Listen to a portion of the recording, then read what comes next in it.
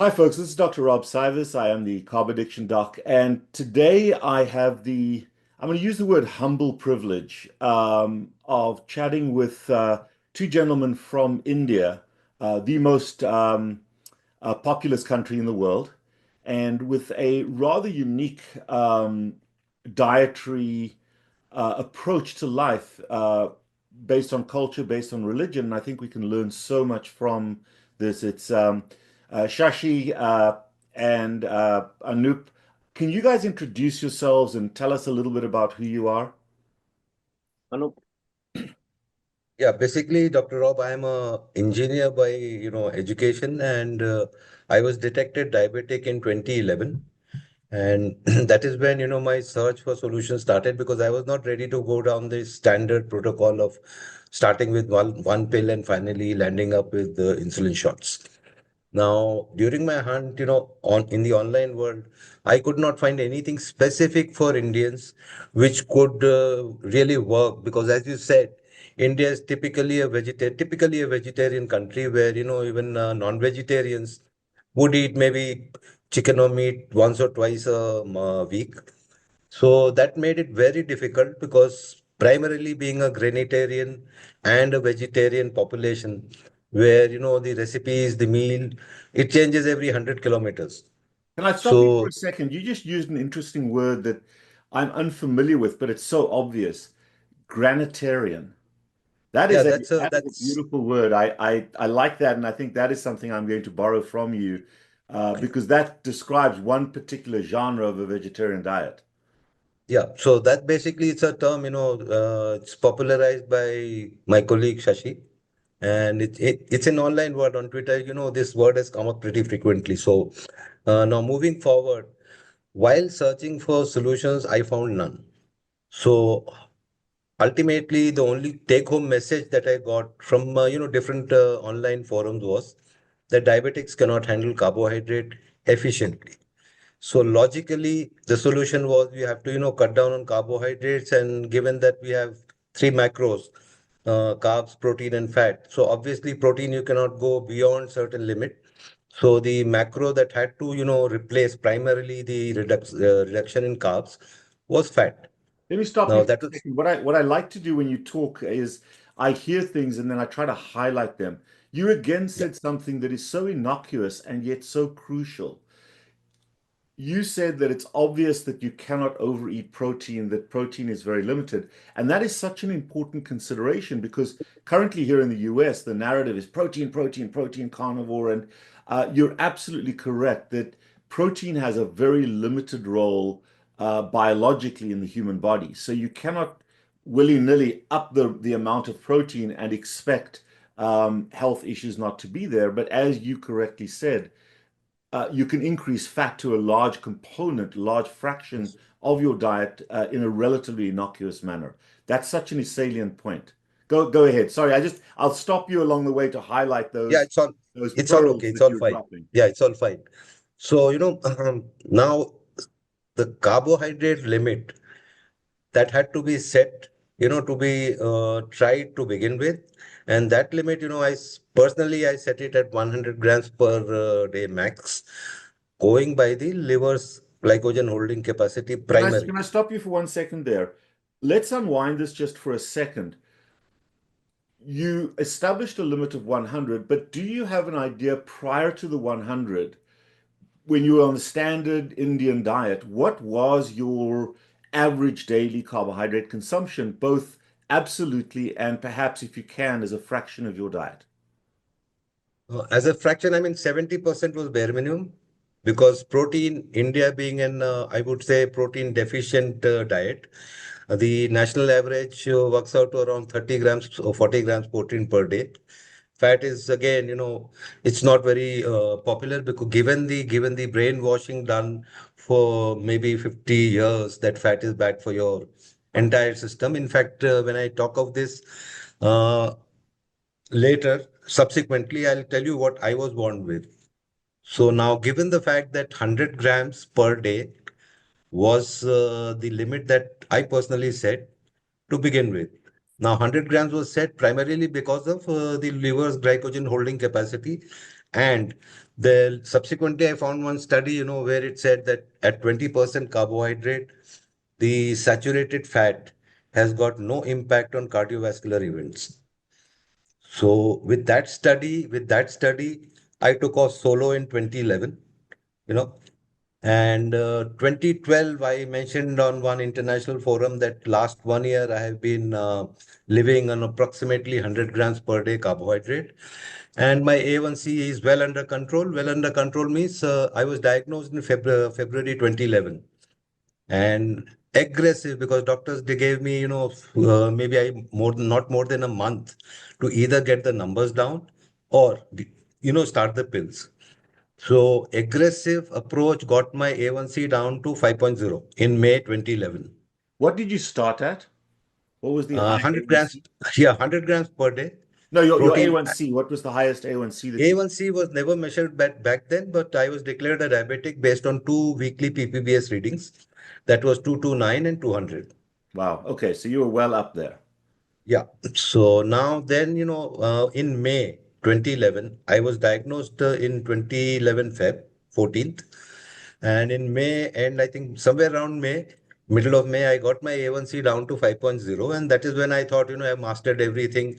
So, let's now And live that was life. on 100 grams. So you got down to Yes, 100 5.0 on grams, 100 grams of carbohydrates, yes, which 100 is grams such an carbohydrate. enormous factor because we see that in the literature, but including myself, we're a little bit more evangelical about going lower. So one of the things that, just to stop you for a second, and this is important to me personally as a human being, we did. I had the honor of being invited to speak in your India conference, the Metabolic Conference, this past weekend, and I was very honored to do that. But you were one of the moderators and the folks asking the questions, and I knew that you ate 100 grams of carbohydrates a day, or that was kind of your upper limit.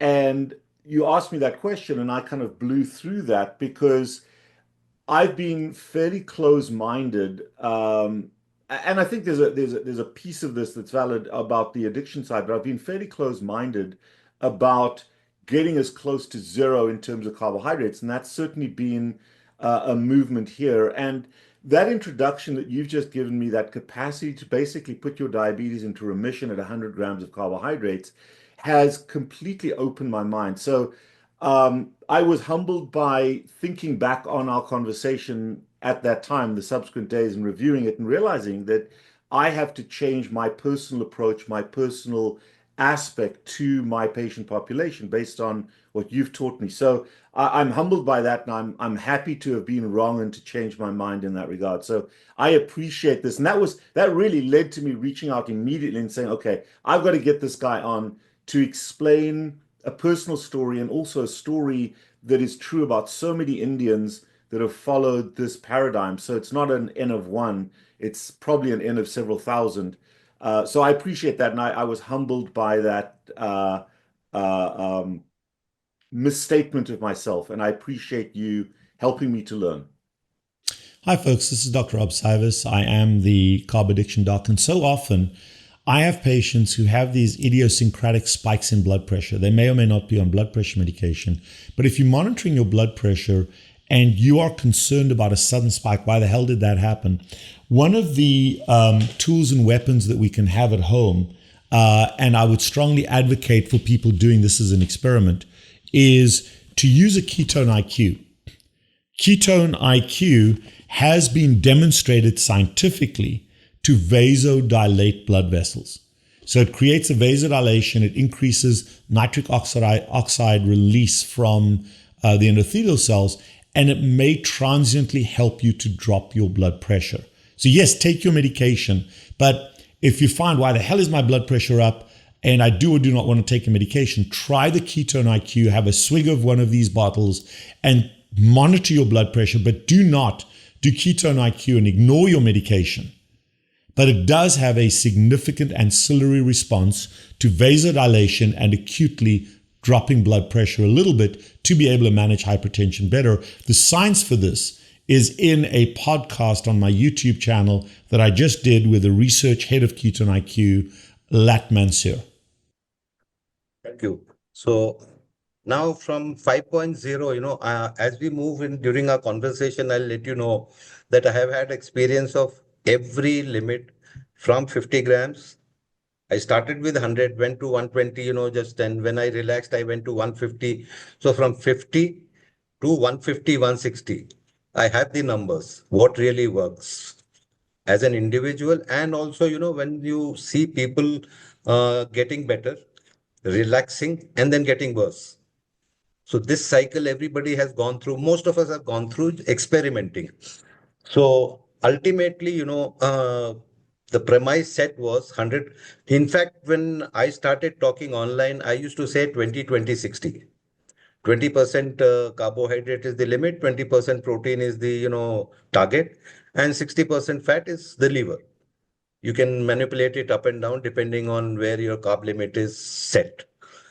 So that said, uh, ultimately, there was one forum which was operating out of UK, I think, where specifically there were only Indians. So it was easy, to communicate and let audience understand what I'm trying to say.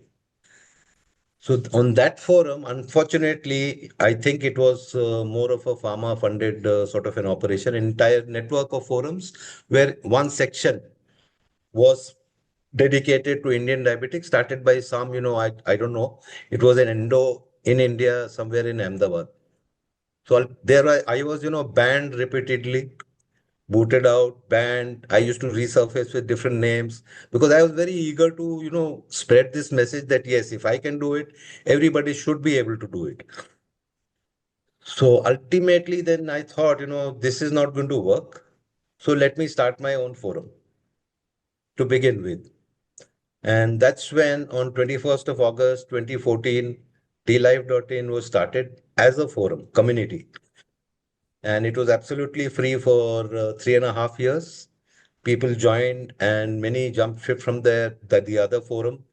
And then, slowly success stories started building up. And most important is, as I said, every 100 kilometers, the recipes would change, everything changes, language changes. So the most important thing was getting the recipes which can suit from north to south, east to west across India. I mean, we cannot say, that this is a South Indian low carb, this is a North Indian low carb, or this is Western India low carb. So what happened was everybody who was, succeeding, they started posting their own recipes, but within the premise of that 100 grams carbohydrate. So over the years, now we have a recipe bank of around 2000 plus posted by members. And when I say posted, it is tested and tasted by Nice. I members. like that. Yeah. Yes. So, and let me stop you for a little bit there. And Sashi, won't you introduce yourself? Because I've got this has just evoked so many questions. I'm making notes to myself that I want to circle back to. But Sashi's been very patiently sitting there. Introduce yourself and tell us a little bit about yourself as well. And then I want to circle back to Anup and grill him a little bit on some of the things that he's talking about. Yeah. So back in 2015, I got diagnosed with diabetes. So my Can I stop you background for 1 is, second, Sashi? Again, when I hear something, it triggers a question. I hope you don't mind me just fleshing something out. yeah. What fraction of Indian people have on the Indian continent, subcontinent, have diabetes versus obesity? Do you have an idea of what the diabetic fraction is? It's more than 200 million. More than 200 million people have type 2 diabetes.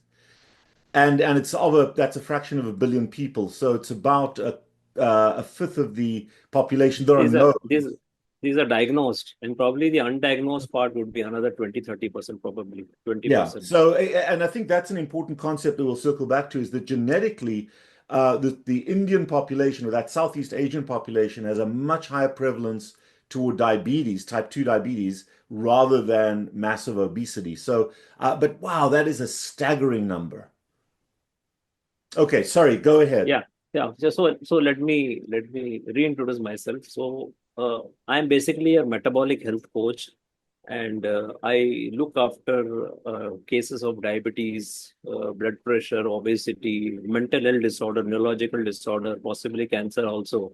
And I design now diet plan and then follow up with people. Now this is my present stature. So I got diagnosed with diabetes in 2015 September. So my background is I'm actually an ex-pharma salesperson. So I was with Abbott for 32 years, Pfizer for 1.5 year, 1.5 year for here and there. So with my background, and I was in cardiovascular and diabetes segment, I was in the front line meeting doctors. So I was there as a sales rep, then as an area manager, then as a regional manager for Western India. So when I got diagnosed with diabetes, so I was a regional manager looking after the Western India, and I was in diabetes and cardiovascular segment, selling the same medication which I now help people get off. So from selling pills to helping people get off pills. When I got diagnosed, I knew that this disease is going to progress. I'll start with one tablet and progress to insulin injection. So I was searching online for solutions. So that time when I went to Google, I could find only one person shouting on his top of his voice on low carb, and that is Anup Singh.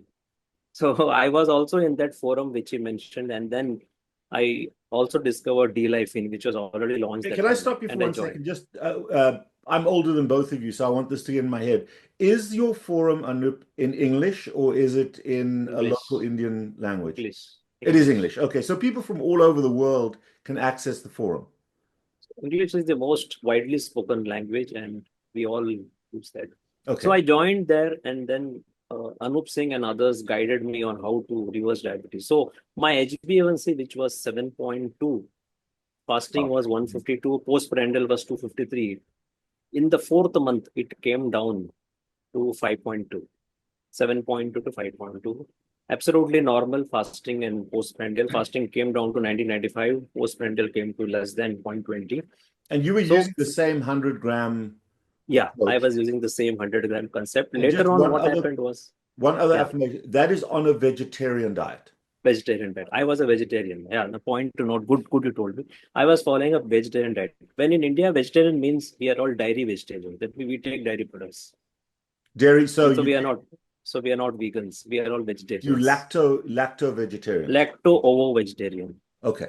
And No, lacto means milk lacto and vegetarian. Lacto vegetarian. Sorry, lacto not eggs. vegetarian. Then Not eggs. not eggs, not eggs. Okay. So in India, vegetarian means we are lacto vegetarians. That is the point. There is no veganism. And I Right? want to It's a explore. I Western. want to explore that in detail because there's, Yeah. what happens a lot of the time is because of our propensity in the West here in the US to lean toward the animal products, we sometimes alienate and exclude vegetarians, and that was another motivation for doing this. So, so your story is that this was circa 2017, is that right? About eight years ago? 2015. 2015, so about 10 years ago. And where are you now? So then I added eggs because I found that we have to increase protein. Otherwise, it is going to be difficult to control. We lose lean body mass. So I added up eggs. So now later on, I went into ketogenic level of carbs less than 30 with a lacto-ovo vegetarian diet, and my HbA1c came to 4.7, 4.9. So I was in the ballpark for quite a long time, for 4-5 years. Now I am either in 30 grams or sometimes in 60, 70 grams also. I don't touch 100, but somewhere in between what Anup Singh has said. So my HbA1c is around 5, 5.2 now. It's a bit more relaxed one compared to what I was following. And let But me I was doing. statement, Sashi, if I can. The reason why the A1C is an important metric is because the commonest cause of death and harm is cardiovascular neuropathy for diabetics. And at a A1C of 5.2, that is a threshold where your average blood sugar is non-contributory to cardiovascular risk. And that's why it's a scientifically important marker. It's not just a made-up marker. Yeah. So I just wanted to clarify that, but go ahead. So I'm in the ballpark of maybe around 30, someday 30 grams, someday 50, 70 max. I don't, very, very rarely I reach 100. But my ballpark is around, let us say 50, 60 grams, and my HbA1c is 5.2. I'm on ketogenic most of the time. The reason is if I'm on a ketogenic, then it controls a lot of my bone and joint take, which was diagnosed at the time of diabetes, osteoarthritis, tendinitis, cervical spondylitis, frozen shoulder, everything is controlled, and uniquely my tinnitus got controlled, which no one could do anything in the past. No doctor could do anything. So And my let me stop you tinnitus for a came down. second there. The principle with diabetes is that you're not able to clear the sugar out of your vascular space, but you've got your blood vessels, then you've got a space between the blood vessels and the cells of the organs called the interstitial space. And with someone like myself who's an obesogenic person, I can clear that sugar into my cells and turn it into fat. With diabetes, it stays in the blood vessel, so you get elevated blood sugar and you can get cardiovascular disease. But as you were pointing out, it also gets into that interstitial space without the need for insulin. And what lives in that interstitial space are your ligaments, your tendons, your joint capsules, and your nerves. So neuropathy and ligament and tendon injuries or inflammation is very common in diabetics because of the sugar in that interstitial space. So I just want to clarify what you are talking about there. That's all commensurate with diabetes. So tinnitus is only around 20-25% of what it was. I can stay with that. It is still there. I can hear, but it is at a very, very tolerable level compared to what it was earlier. And I feel energetic, don't feel sleepy after meals. My central obesity is gone, fatty liver is gone. All my blood markers I have for full 9 years, more than 9 years. All blood markers are very good. I I'm think on a that's the higher key. That's protein the key diet. thing there is you're talking about sustainability over a long time. A lot of people think of this as a short-term diet to correct a problem, but the focus here is on transforming your way of life, the foundation of your way of life, so that this is sustainable and you die over when you're over 100 years of age. So that I think is both of you are a testament to the sustainability.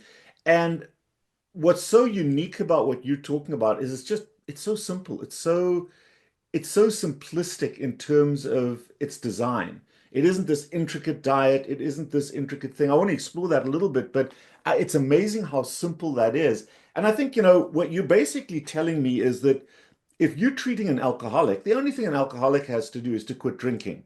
Nobody tells an alcoholic what they should drink. And I think we get over engaged in telling diabetics or obese people what they should eat. And the reality is what the two of you guys are saying is eat less carbohydrates, have that threshold, and you're going to be okay. And it's just such a simplistic way of appealing to the masses. And this is something that if you're dealing with 200 million people plus, it's such simple advice to follow.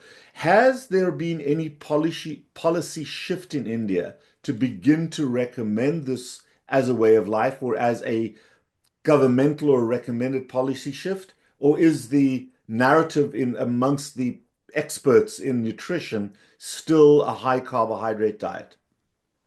So I'll answer this in a moment. So I can vouch for this 100 gram of carbohydrates, which Anup Singh has been telling, because as a coach in last 2 years, I'm there as 2 years as an independent health coach seeing clients. More than 800, 900 clients I've already handled in 2 years. This 100 gram is sufficient to get them out of medication. Most people, or at least reduce medication, improve control. So we have been using successfully, even allowing some people to have a bit of grain, which is okay within the threshold of 100 gram, and we manage it successfully. People do amazingly well. So now, as for the policy shift is concerned, no, there are no such policy shift. People still follow the guidelines set by America, the dietary guideline, and but now we see that people are in favor of low carb. The message is getting through, especially since both of us have done these three conferences, Metabolic Health Conference 1, 2, and 3. The message is getting out. We find a lot of doctors, Indian doctors, are supporting low carb.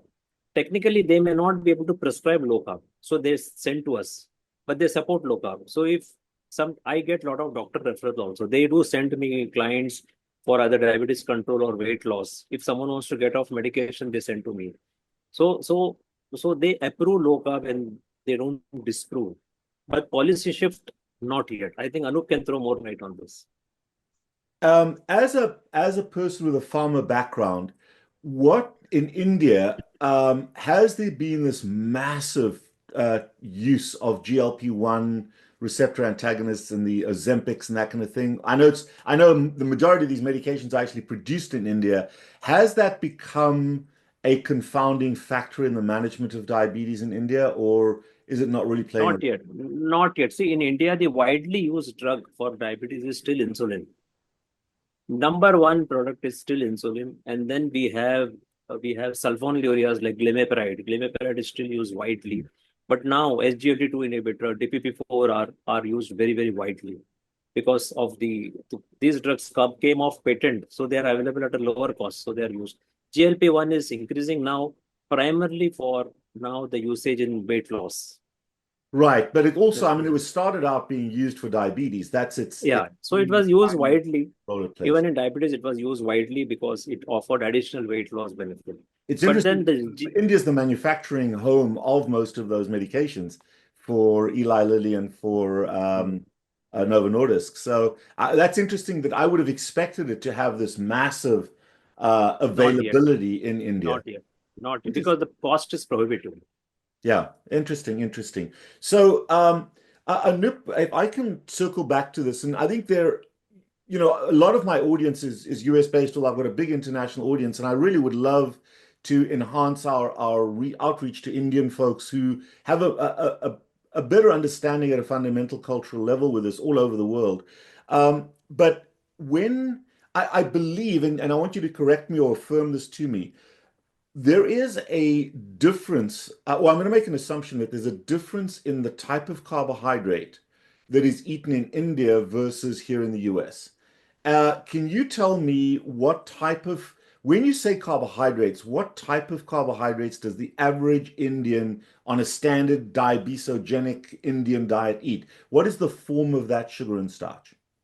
It's basically wheat, rice, and lentils primarily, because that forms major part of, I would say, daily meals, not just, one-off. It's daily meals. I mean, they would eat chapatis, as we call it here, or flatbread, to quote an equivalent, rice, maybe, some small serving of vegetable.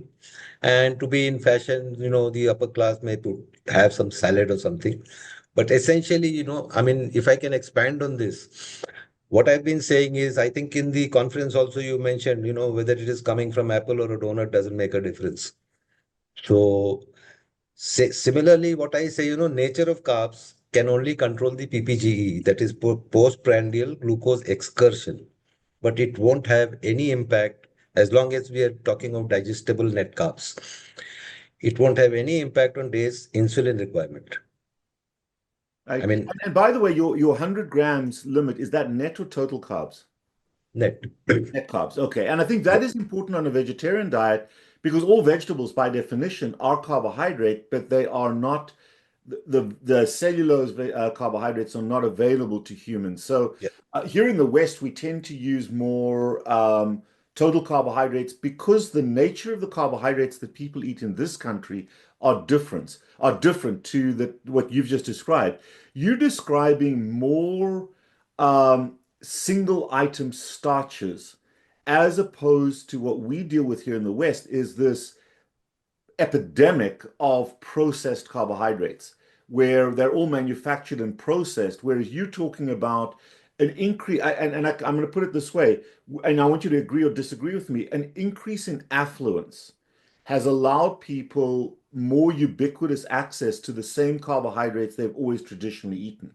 So perhaps that rural person who doesn't have a large amount of wealth is still eating the same food, but at a limited amount, and now you're dealing with abundance, as opposed to a transition from rice, lentils to Oreo cookies and ice cream. No, I would like to, add one point here. Affluence has got, I mean, lot less to do here because the penetration of these processed foods has gone down to, even villages, rural India, where also the diabetes, if you measure in terms of percentage, it would be almost same. So So that that's the question is the diabetes spike, is this massive rise in diabetes in India over the last few decades? What is the nature of because you mentioned all the starches, but you didn't mention any of the processed sugars. When I think of rice, it might be brown rice, it might be white rice, but rice is still rice. It's not a cracker. yeah, And has the nature of the carbohydrate changed, or is it just the quantity that's available to people? nature has not changed if we look, on a broader scale. But yes, due to availability of all these processed foods down in even in villages, rural India, there is a shift because, easily available and easy to cook. 2 minutes Maggie. I mean, that you can find in any tea stall also. While you drive along the highway for thousands of kilometers, Maggie will always be there, right? Uncle Lay's chips always there. Mhm. So the nature has not changed widely, but yes, the physical work aspect of it has reduced. Right, and that really, and I'll tell you why I'm going down this pathway is because certainly in the talk I spoke about this, and you had a significant number of people in the talk that you gave speaking about addiction from all over the world. And certainly here, I'm a foreigner, I'm a third world country guy, grew up in South Africa and shifted to the US. And even though we think of the two cultures not being dissimilar, they're vastly different. In the US, the degree of processed carbohydrates are much more powerful in terms of endorphin activation. And a large part of the place where folks get into trouble in the US is not just with what they're eating as a meal, it's the snacks and the garbage that they're perpetually eating outside of those meal times. You look at an obese person, you look at a diabetic person over here, they're hardly ever, it's like a smoker. Smoker always has their cigarettes in their pocket. Our diabetics, our obese people always are surrounded with easily accessible snacks. And it's the higher penetration of sugar as opposed to starch, or if it is starch, it's processed starch. And I think it intuitively, I would think that in India, the quality of those carbohydrates is slightly different. And the reason I'm honing in on this is because of the concept of addiction. Do you think that India, it's mostly a cultural and, as you said, a convenience thing, or are people, if you open your mind to it, using carbohydrates as a shift away from using them for nutritional sustenance across to more of a substance abuse, emotion management way of eating? Is the problem mostly at meals, or is it snacking and eating continuously? I would say, it's both. Because carbohydrates being cheaper, the certain segment, of population, they don't have much of an option. So even if you consider, a daily wages laborer, he won't have option of, somehow trying to shift his eating habit to something different from what he or she has been doing. So that is one part. And the affluent part, as you say, those people who can afford to do the change but still do not do it. I would say, in hindsight, because switching from high carb 60%, 70% to getting down to what we talk, 20% as the upper limit. So till until or unless they hit a wall, or as I say, the tail is on fire and they feel the heat. That is the time when the tail is on fire and they feel the heat. That is the time they would take anything, any drastic step that you, me, or anybody would want them to take. Because to quote one example, my batchmate, I had been telling him since 2014 that please do this, I'm doing this, I'm finding, yeah, yeah, I'll do it. It's all okay, fine. Then I think in 2020 or somewhere around that period, he comes with PPBS of somewhere around 350, 340 and on glimepiride drug. And he says, now I'm doomed, what to do?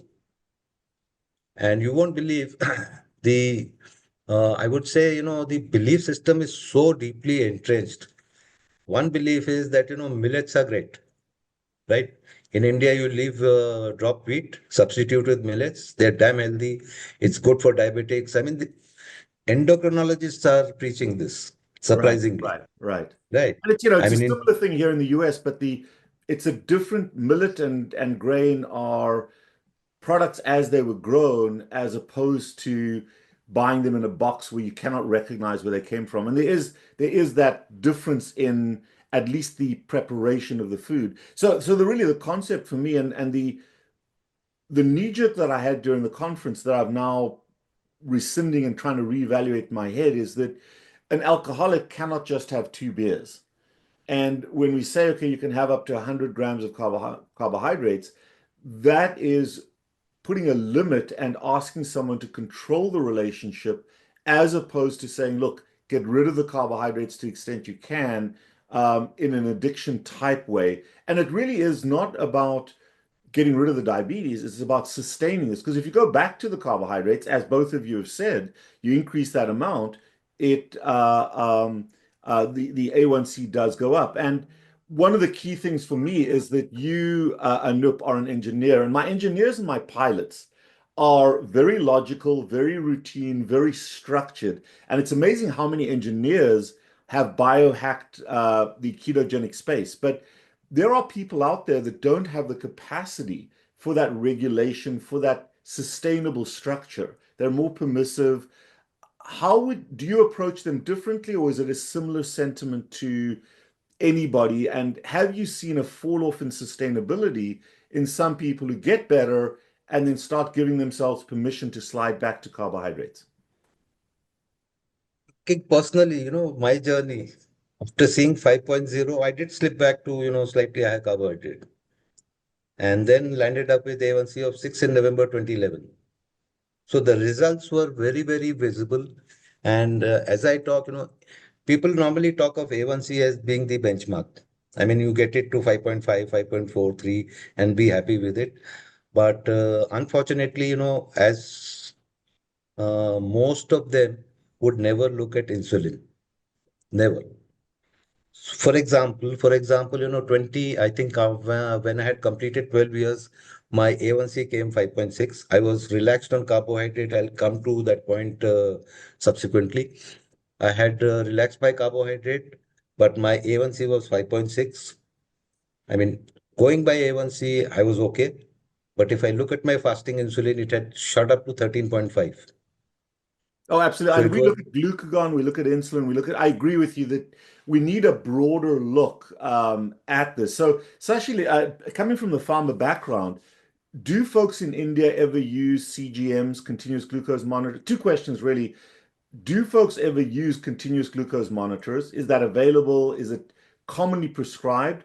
And secondly, and something we find here in the US with our type 2s, how often is the recommendation to check your blood sugars, and are folks actually compliant with that? What we find is about 25% of our type 2 diabetics would, before they come in to see us, ever check their blood sugars, or maybe once a week. It's almost lunacy that they don't look at the numbers as a biofeedback. How is diabetes managed, and how would you recommend it's managed? CGM, checking blood sugars. Can you expand on that a little bit? Yeah, so CGM is now used widely and it is easily accessible. Which People CGM? can Abbott Libre, Abbott Freestyle Libre. So it is easily accessible and you can buy it over the counter. There is no prescription which is needed. India, fortunately, there's no prescription, so people use it widely. But of late, I just got a news that maybe they are withdrawing that Freestyle Libre basic version, which was available very freely for people to buy. But I don't know. I'll have to get the news confirmed. But as of now, people use it very, very widely. And I think it is still a bit costly, in the sense a bit pricey. Not everyone can afford it. It's available at 5,500 rupees, Indian rupees, which is a bit more. But what Abbott does is they do sell it to others and they resell at a lower cost also, in the sense they bulk sell. And these manufacturers do sell at 3,500 or 4,000, which I think is okay for 2 weeks. Though Okay. it is still out of reach for most people. And I think the pricing should be something like Indian rupees 2,000 to make it a little more easily affordable to everyone. I think if you're dealing with And 2 million people, the incentive there is lower the price and have the volume. It's yeah, a common but business. somehow, I don't know. See, I work for Abbott, but somehow I find it very strange that people are not able to lower the price, which they can do very easily. It has enough margin. That is a story we're Blood, going through in the US, the greed of these pharma companies a little bit. So anyway, that's a separate blood, su- discussion. so blood sugar meters are easily available and people are able to do the test at home. And people do it very frequently. In India, depending upon how the patient manage themselves, a doctor may call the patients after 3 months, 6 months, 9 months, or 1 year, totally depending upon how they manage. So at least once a year is what they recommend. And let me tell you that lab tests are very easy to do in India. You don't need a doctor's prescription. You you can just call them. The lab people will come at your home. They will collect sample, and the next day or the next day, within 1 or 2 days, you will get the report in your email.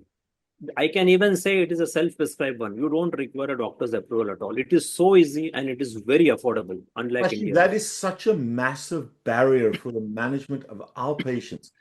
My blood work, which is extensive, but it's not ridiculous.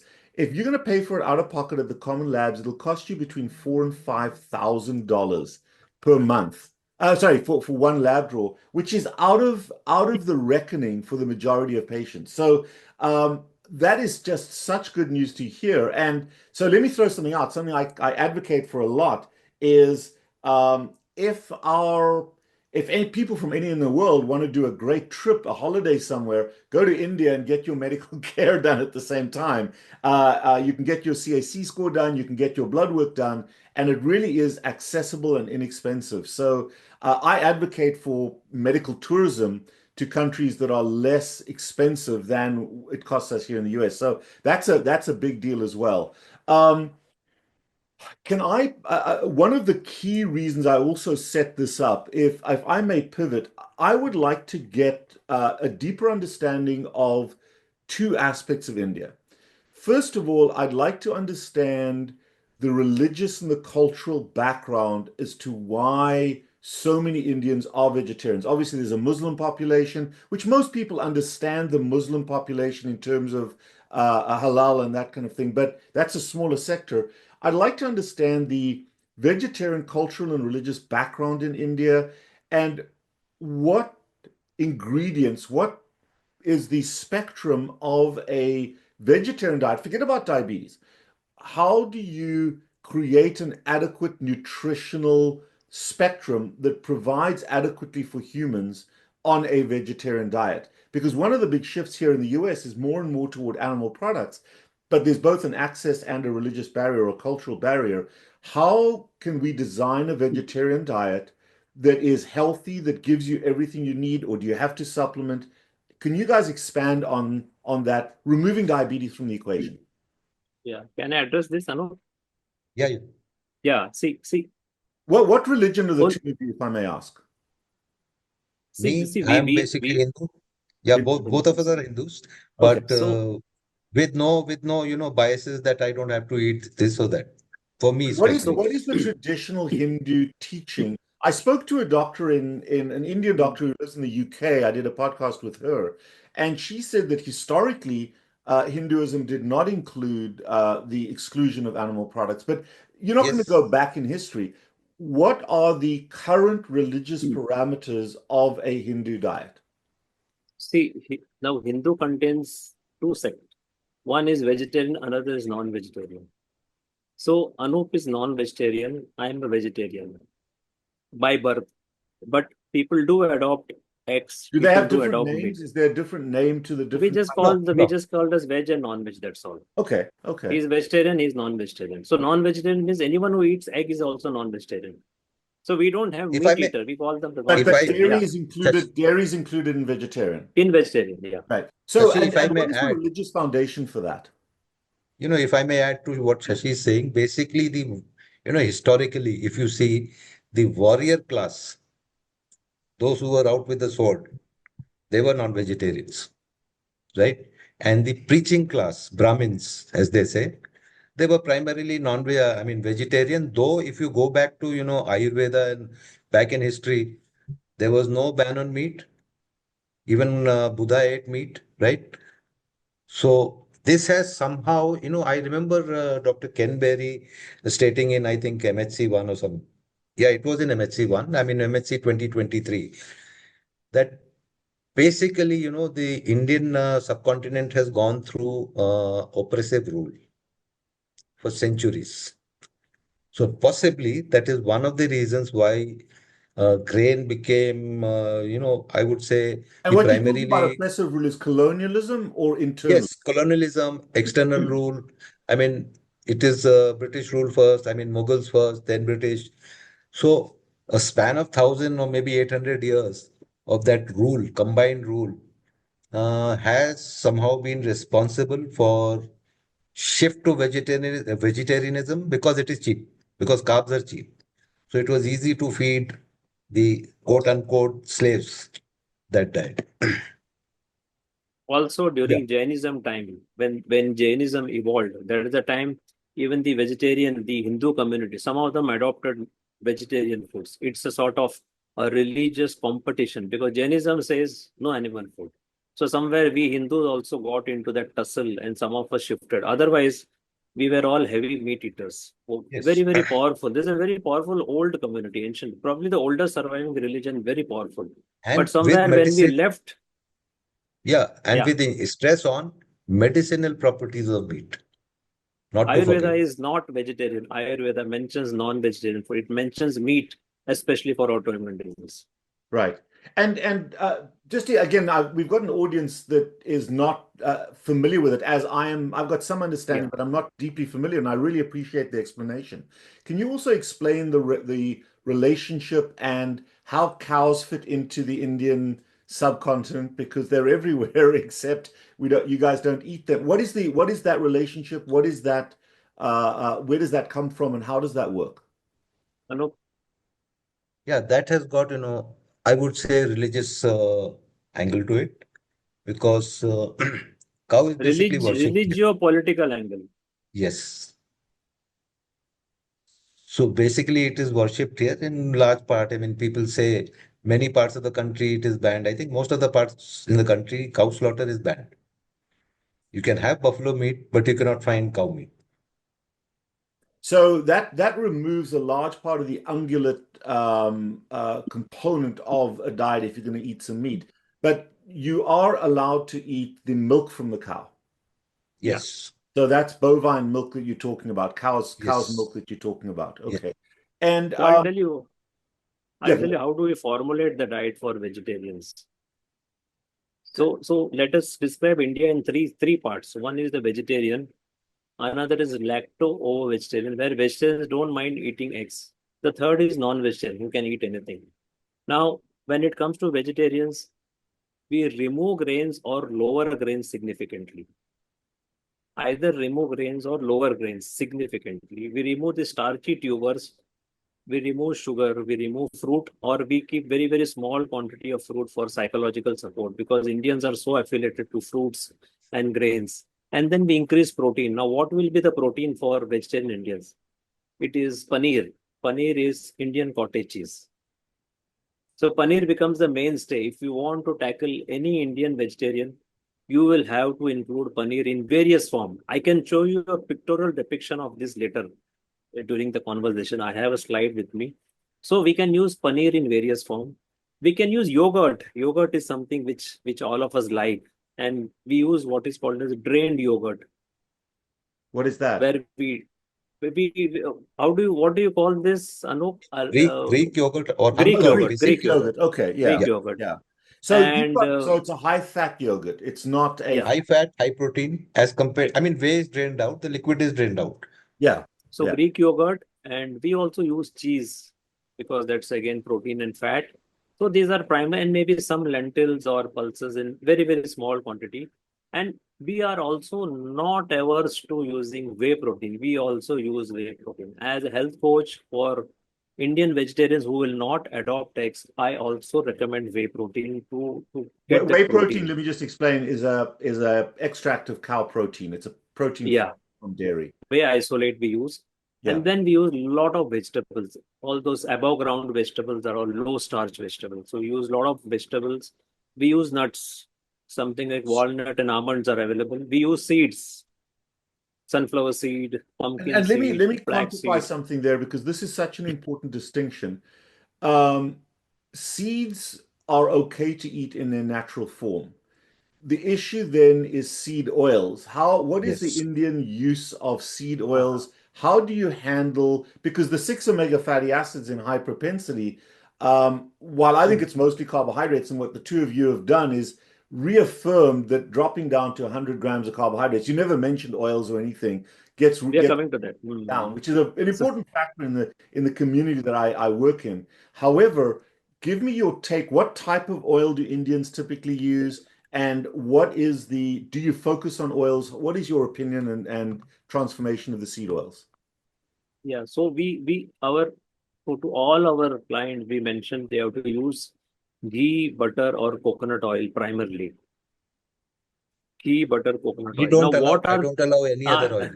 uh, I'll give the mic to you, Anup. Anup has a very strong opinion on this. The traditional Indian oils are mustard oil, Mustard groundnut oil. oil, Okay, that's got yeah, mustard oil's got a different name in the US. It's got canola.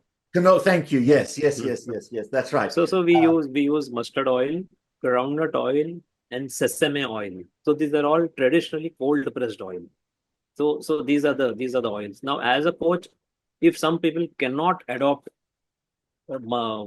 ghee, butter, or coconut oil due to various reasons, either the pricing or the flavor of coconut oil is not well accepted by all, I might allow a bit of these oils. And now there is a huge influx of other oils like sunflower oil, safflower oil, rice bran oil, and a bit of soybean oil. So we stop all refined oils, and this is what we stick to. Now, Anup wants to say something on Let me just oils. start. What about avocados? India is a subtropical country in large part. Do you have avocados? Is Yeah. avocado? Now, avocados off late is grown in some part, like in southern India, it is grown, and we do have access to it. Not only this, now we also get imported avocados at a comparatively lower cost. So I Avocado eat oil, coconut avocado. not oil. We Okay. now the issue is we don't trust avocado oil and olive oil simply because we find the risk of contamination or adulteration is very high. Even in US, olive oil is not as pure as it should be. I So we agree. I don't agree. we don't really recommend avocado oil. No, olive oil. Some people do use a bit of it, Okay. but we generally don't recommend. Anup, Anup, release the Yeah. hound. Tell us your take.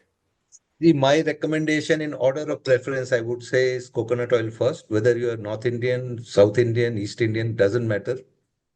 Ghee and butter, I would place in same category. Any other oil for cooking, not allowed. I'm very, open about it. Any other oil, talk of groundnut, peanut, whatever, it's not allowed.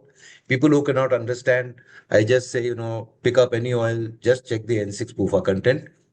If it is more than coconut oil, don't use it.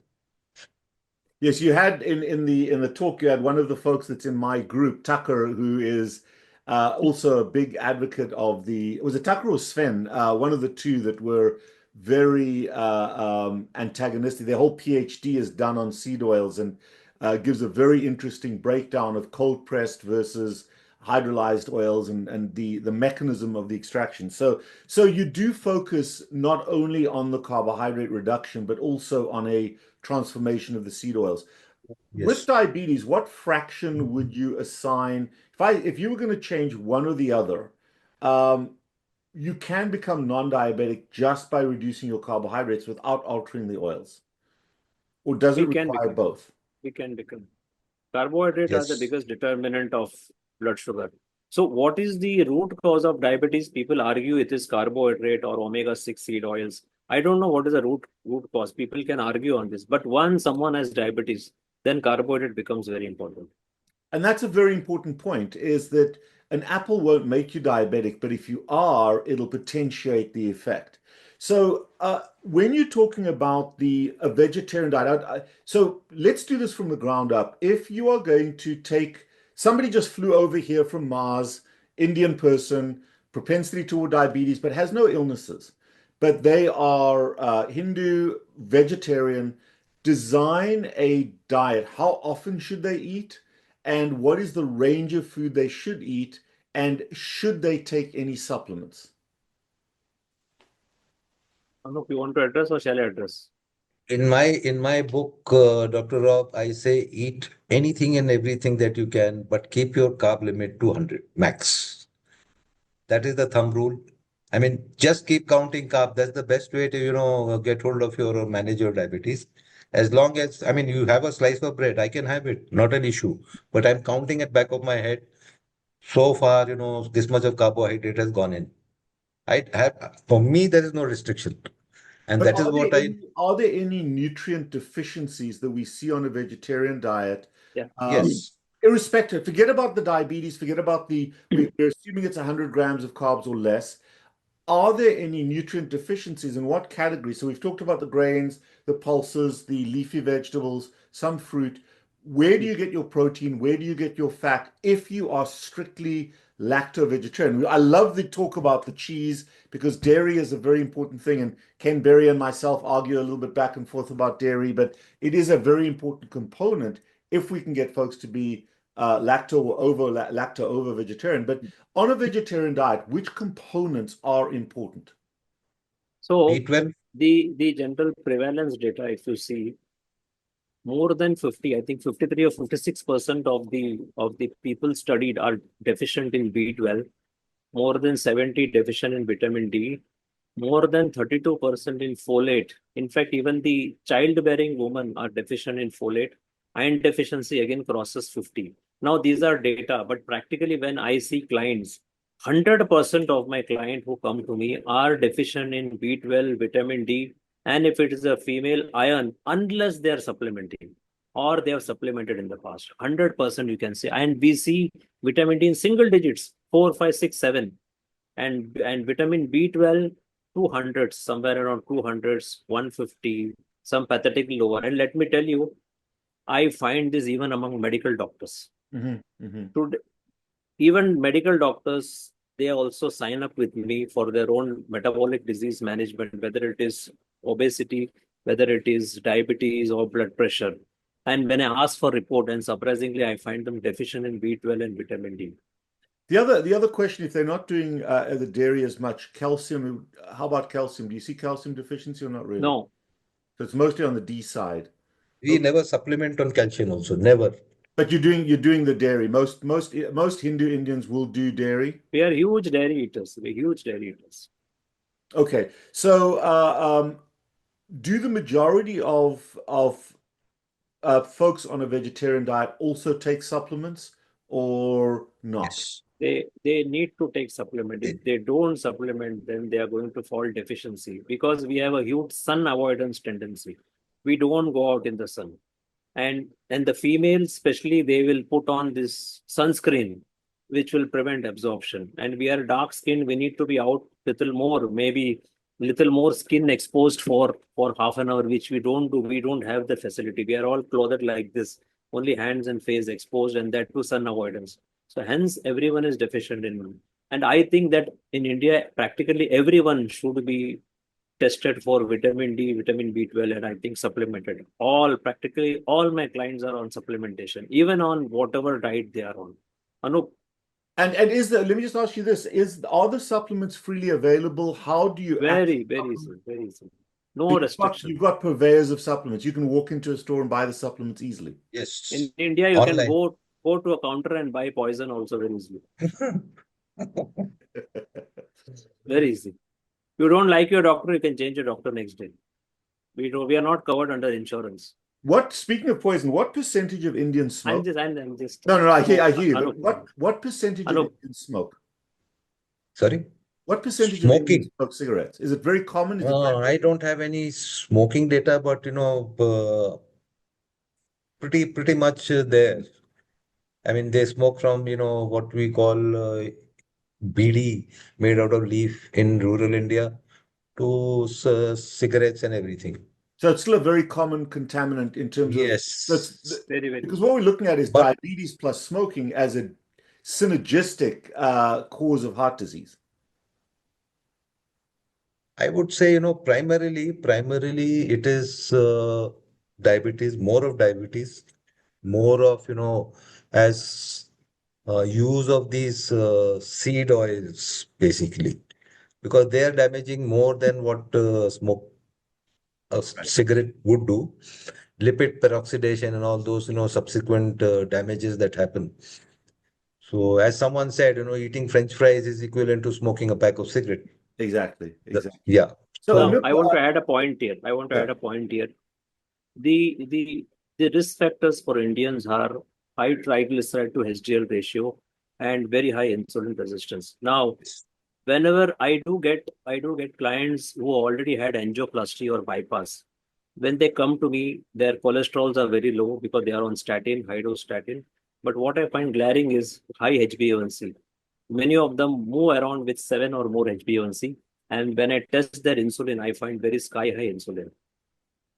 And you know what's the insulin. interesting, Sashi, is that I test that all the time in my practice. We see a huge number of cardiovascular patients in our practice. But what's interesting is that while you talk about a high level of insulin, it is moderately elevated. And in other words, the insulin resistance is greater than the maximum capacity of insulin production, which makes you diabetic. In my own life, my highest fasting insulin was 87.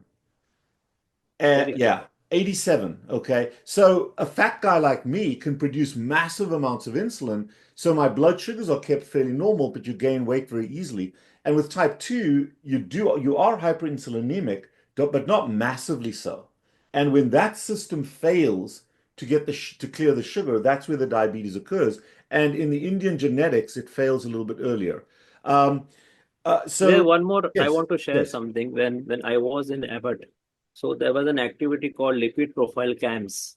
That is to sell more statins. We will be doing free lipid profile test, and I had seen hundreds of lipid reports. The average Indian cholesterol will be anywhere between total cholesterol will be between 180 to 200, some 220. Average LDL will be 120, 130. But the average triglyceride is always above 150, 150, 200, 250, and HDL invariably less than 40. People will be coasting around 35 usually. So if you see, most of them will come with a very high triglyceride to HDL ratio. Usually there, of course, they are ignored because triglyceride is taken there. People take action only if it is above 400, 500. Otherwise, no action is taken.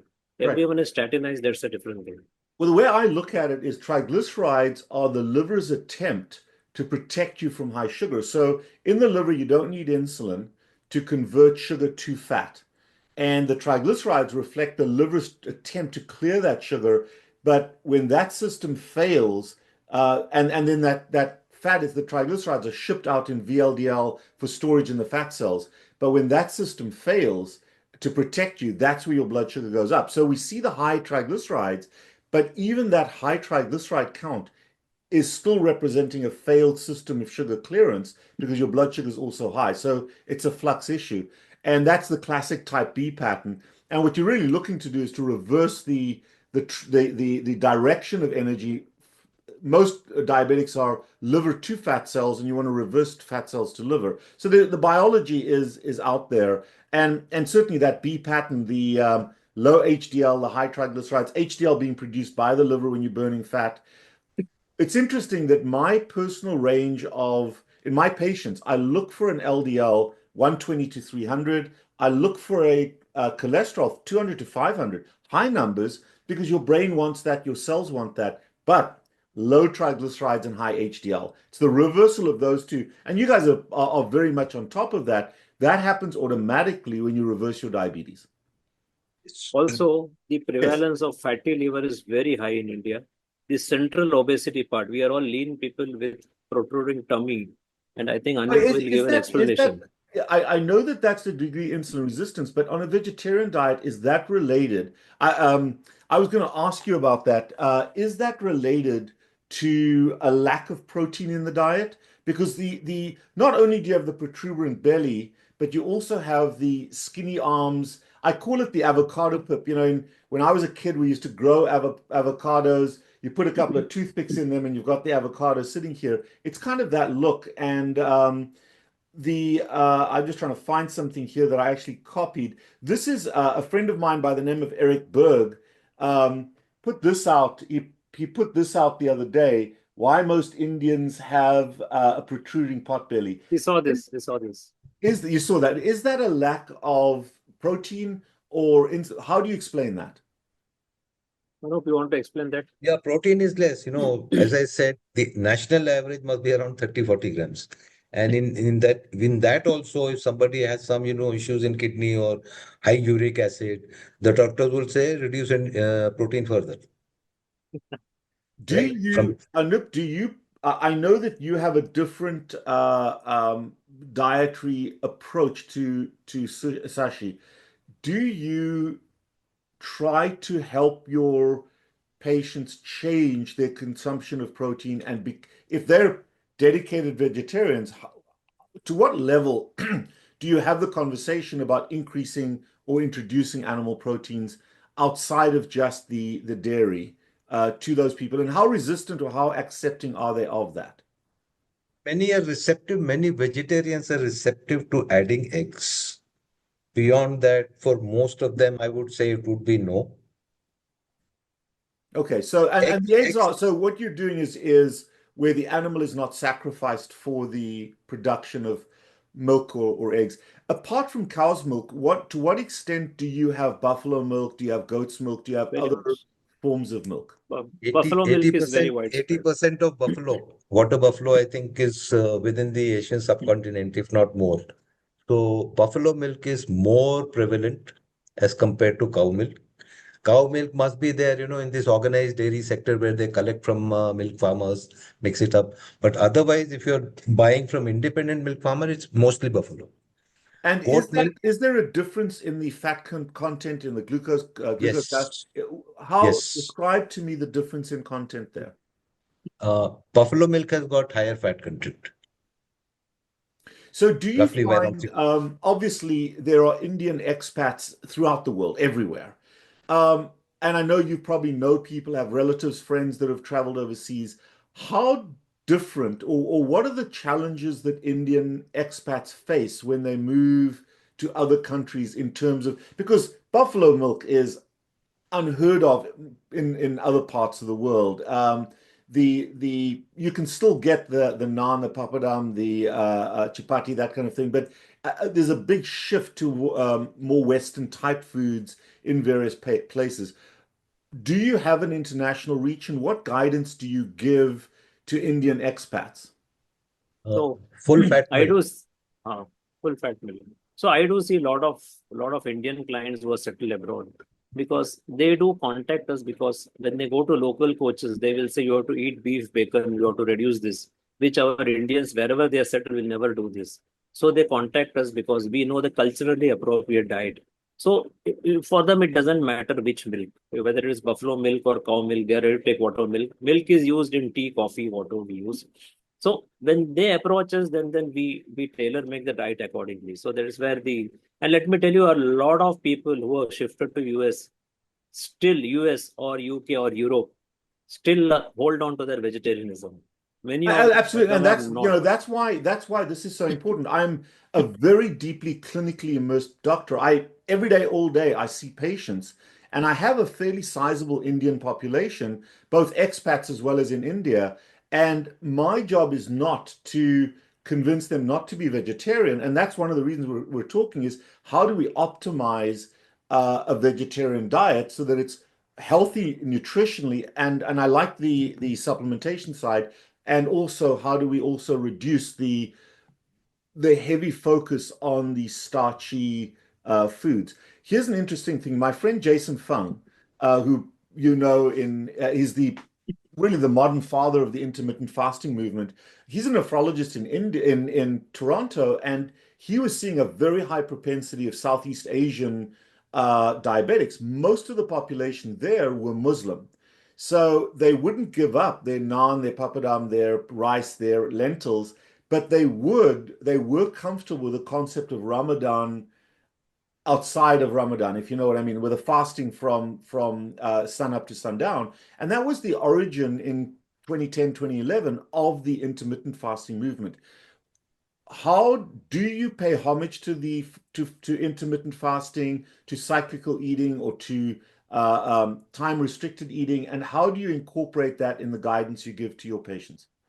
Yeah. So see, in India, when we say Muslims or Christians who are non-vegetarian, they can easily eat meat and fish and egg. Even they take all this with tons of grains. So it will be in form of these naan, rotis, and biryani, where it is rice with a very small amount of meat or fish or egg in it. So what we do is we reduce all this and ask them to eat more protein. Now, we also incorporate intermittent fasting. We put them on 2 meals so that the hassle of eating 3 meals goes away. 2 meals is very easy. So that's how Even on we a do. And vegetarian diet, because even on a vegetarian, vegetarian animals are grazing and eating for most of the day, whereas the carnivore animals are eating once or twice a week, if that. So That was an important question for me. So you can get enough food in 2 meals a day on a pure vegetarian diet. I do this. Yes. See, there are during some religious festival time period, uh, I cannot use eggs at home due to religious compulsions. So that time I eat only 2 meals a day, but I use lot of paneer, paneer or yogurt or cheeses. So I eat it 2 times. And once you fill up on protein and fat, you are not going to feel hungry often. The problem is when people eat tons of grains, it makes them frequently hungry. Every 3 hours they will have to eat. But when you eat a lot of fatty protein, then the meal frequency comes down. Maybe they can have a small snack of some nuts or something, which is okay. So we apply intermittent fasting of 2 meals.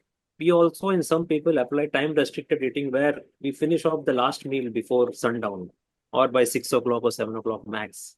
So we apply all this principle. Basically, reducing the meal frequency helps in in in in missing those variety which the otherwise they used to have. They will have biscuit every 3 hours. They will have some bread or something, or those chips and snacks. So everything is avoided. But we need Dr. to Rob, make it protein dense in both the meal. Yeah, no. How do you handle yeah, it's very simple. I mean, we don't try and, redesign the recipes. I mean, the meal plate. Always says whatever you're eating, right? You have to sort of modify the recipe to get it down to 20-20-60. For example, curry is like, made out of cauliflower, potato, right? You add some amount of, let's say, I mean, just giving a hint. Once it's ready, add a tablespoon of peanut butter, shake it, and all done. Fat is increased, protein is up. So these are the little tweaks that their usual recipes that they have. That is what we encourage. We do not say that, now this is off and this is in. Tweak around your recipes, get the macro right. And that is where, on forum, we have a system where the entire database USDA plus NIN of ingredients is there. So while you're posting a recipe, you can see what we call keto ratio, that fat, protein, and carbs. Based on that, the ratio is calculated. If it is more than one, well and good. If it is more than 1.5, excellent. If it is lower, then tweak the ingredients to get it up to that level. So let That me is, ask you, you said something very interesting. You mentioned two products that here we don't pay that much homage to, but and I know it's very common in Indian culture, and that is cauliflower and peanuts. And you said peanut butter. Is that a fairly common staple in the vegetarian diet? And as a filler for rice, for example, using more cauliflower as a substitute for some of those starches? And what is the role of peanuts and peanut butter? Because they're a So legume, they're yeah. not a true nut. So see, peanut butter may be widespread in towns, not as much in city. So people do use it. Now, peanuts are a very cheap source of protein. Many people can use without having much carbohydrate. And just to extend what Anup said, we do make curries at home. We make this gravy vegetables. We just ask them to dunk in some paneer and the dish is finished. Or I very cut down that large portion of rice to very, very small portion for psychological satisfaction. So we are changing the plate. Instead of such a large rice, they can have a bit of it and then increase the vegetables, put in some paneer. No need to create any fancy dishes like we don't make guacamole here. If you ask Right, them, they will right. not make. So our known Indian dishes tweak it, add more protein. We ask them to use sprouts. Sprouts is a good one because the carbs are comparatively less. They can make a lot of dishes with sprouts. And chapati or roti, what we call. Sometime now we started using this almond flour, coconut flour chapatis also we make. So that will cut down. Okay, Maybe to either reduce the use numbers.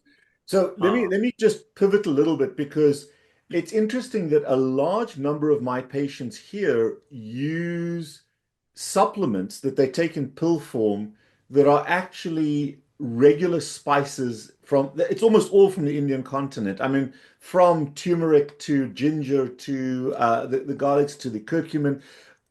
In a regular traditional Indian home, what are those spices that you add to your food? How often do you use? Obviously curry, but what is that range of spices that we in the West have adopted into medicinal usage, particularly through COVID, that kind of thing? There was a massive spike from ashwagandha all the way through. Can you outline what a traditional Indian meal looks like and how you use spices almost as their medicinal properties, but also for the taste of food?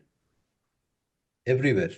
I mean, you talk of turmeric, you talk of, red pepper powder, black pepper, then cilantro seeds powder. Everything is used, clove, Fenugreek powder, yeah, fenugreek fenugreek powder, powder.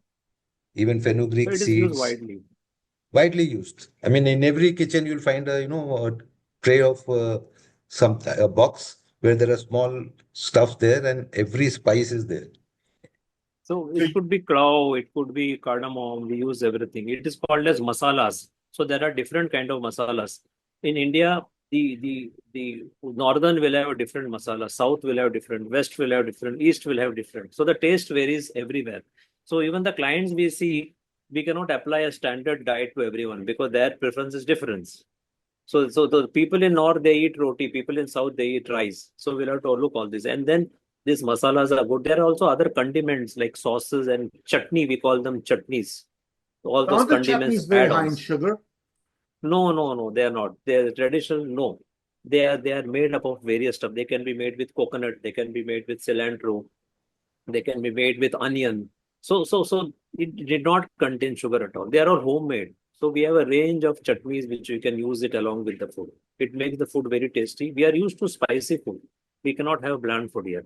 Right, right. No, but I think so many people here buy those spices in pill form and take them as a pill supplement, and you use them as a spice in your food every day. So it's like salt. It's part of your food rather than something you take separately.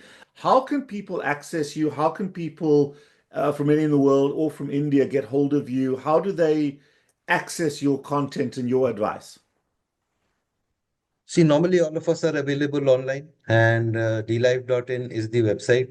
And now it is no more a website, I call it a platform because we started with forum. Then now we have shifted to a full-blown low carb nutrition and metabolic health certification course, which after the current update got CPD, SO, those credits. It's now 144 hours credit course, legally valid in India because it is approved by the National Skill Development Center, Government of India. And we are somewhere around reaching 300 enrollments, and we are looking forward. In fact, it is not a book, it is a course, online course. Good. Right. So we are reaching 300, and I believe, I think you mentioned about medical tourism during our conversation. Yes. That is next in plan as an Yeah, I extension think of, I think there's huge value. For example, I'm South African.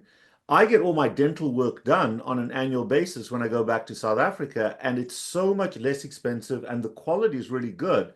So getting blood work done, getting testing done, maybe doing some of these courses. I think we are a little leery on this continent to engage in some of that medical tourism, and also it's a wonderful country to visit and there are a lot of spectacular things to see. Um, where are the two of you from? Where in India are the two of you from? I am I'm from from Central Mumbai. India. Oh, sorry. Yeah, correct. I am from Mumbai. So Okay. it's on the western part. Yeah, no. Yeah, I am from Central India, city called Indore, which is basically financial capital of the state, and also known as Mini Mumbai. It is such an incredible and I think as we've looked at various generations, the classic were the Beatles that went to India for spiritual awakening. I think that there is so much to be learned in terms of a completely different approach to what we followed here in the US, but yet we end up at exactly the same point, making people healthier, transforming disease, in particular the diabetes, the obesity, and all of the metabolic disease. Because what you're really correcting is not just diabetes, but insulin resistance.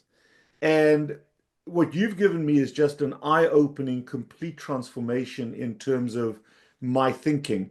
Um, one other question I wanted to ask. In India, we've talked about meals and we've talked about food. How prevalent and how harmful is snacking in India as it pertains to this, as it pertains to Very, the resolution of diabetes? very much, very much, very much. It is now gaining momentum as bad as US because Those chips and all are available at a very low Yes. cost. Very small Yes. packs are available. And No, it is an emotional it's one. not just the carbohydrates you're eating in a meal. There's this increased influx of opportunistic carbohydrates. As Dr. Rob, Available at a smaller pack and very easily, even in a small village, you'll find. Yeah, no. you talking of addiction, basically snacking, right? So fighting hunger, as they say, fighting hunger. So when we transition anybody to low carb, and this is going to be, quite common. That what do I do? So what we say or I say, though I don't coach, every time you feel hungry, take a fistful of peanuts, have black coffee. That's it. That will, that's enough. get Yeah. get you, yeah, that will get you off that fighting hunger cycle, and then you slowly settle down into 2 meals a day. And then along that line, do you recommend a particular amount of fat? Are you suggesting or trying to get people to increase their fat content? I No, know you talked about the 60%, but is that a specific target for you, or is it mostly just the carbs, the carbs, the carbs? we don't recommend drinking fat, basically. It just comes with the food. It comes with the Yes. food. Paneer is high fat, yogurt is high fat, cheeses are high fat, and whatever little fat we use for cooking, automatically it comes to 55-60% Right. So in terms of it's a calories. default rather than an intention thing. But we focus and target protein. Yeah. I think that's the key. Gentlemen, this has been eye-opening. I've made a lot of notes. It really has been absolutely wonderful because I want to meet my focus is to meet my patients where they are, not try to conform them to where I am. So Right. we have a certain lifestyle in our own family, but I've got to meet that vegetarian where they are. And certainly, one of the criticisms I have, and I mentioned this in a little somewhat articulate email to you, and I want to read this. I said, perfectionism is the enemy of good enough. There's a big difference between internet dietary evangelism that so many influencers, certainly here in the US, basically I call them gum flappers, just spouting forth. They all look like Adonises because they're in the gym all the time, and I'm certainly not. But these influencers spout forth so much dietary evangelism without ever having managed a patient, and they do not have pragmatic therapeutic nutritional guidelines that is there for the masses that can help millions of people with a moderate shift in their diet radically improve their health. And I'm very pragmatic in my approach, and both of you have added to the range of assistance I can give to my patients to be pragmatic. And this consensus between us and my understanding, my deeper understanding of this as a diet has been invaluable. I really, really appreciate everything. We've so much to be learned from the Indian subcontinent in terms of your approach to disease. So I thank you both very, very much for this. Anything you If want to you say if right now? you Yeah. if you permit me, I can share just one slide. It will Yes. be of interest to you. Let me So allow if you you can, to if do that. There we go. yeah. So I'll just show this to you. This is a slide which will show you how we use paneer in various forms. We can just have a blast with paneer. You will find it as sandwich also. You will find as burji. You will find as cubes. And where this is the Indian curry. We have even transformed some of the Indian dishes like idlis or tikkis, we call it, as all That made with is paneer, That patties or looks, I tikkis. mean, And I'm about, it's breakfast time, but I don't eat breakfast, but I'm about to rush out to my or so the eggs in various forms. So I wow. just to Yeah, that give is a fabulous. glimpse, just to That give is a excellent. glimpse that everything is possible now. Are there any entrepreneurs that have started a restaurant that does Lot that? of them, lot of them. Really? Oh, Not only really? Okay. restaurant, yeah, lot of them, and not only restaurant, but even these ready foods are also available. That was an amazing because the pictorial element, the visual was beautiful. So that is absolutely fabulous. I will add all of your information in the show notes. But I thank you both for this. Any final parting words of wisdom from the two of you? Manu, I would say 20-20-60, that takes care of your problems. 20% carb limit, 20% protein target, and 60% fat. It's a lever. It can be You're successful. 55, 65, depending on where your carb limit is set. so And my low carb is message, doable. Low carb is doable. low carb is sustainable. So get over all this hype, that carbs are essential. Your brain would conk off if you don't eat carbs.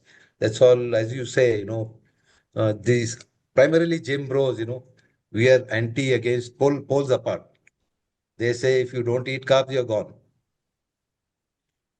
So the message Yes. is please manage your diabetes with low carb, because diabetes is a silent killer, and we have seen a lot of complications in my own relatives and in all our home.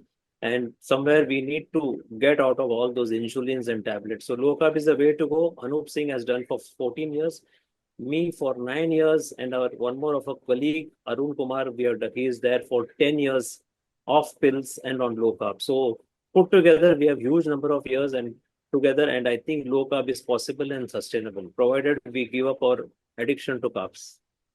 I love that. And yes, Yes, go and ahead. one point, when I was enthusiastic and, talking to doctors, early stages, I was warned, if I follow low carb, I'll die of multiple organ failures.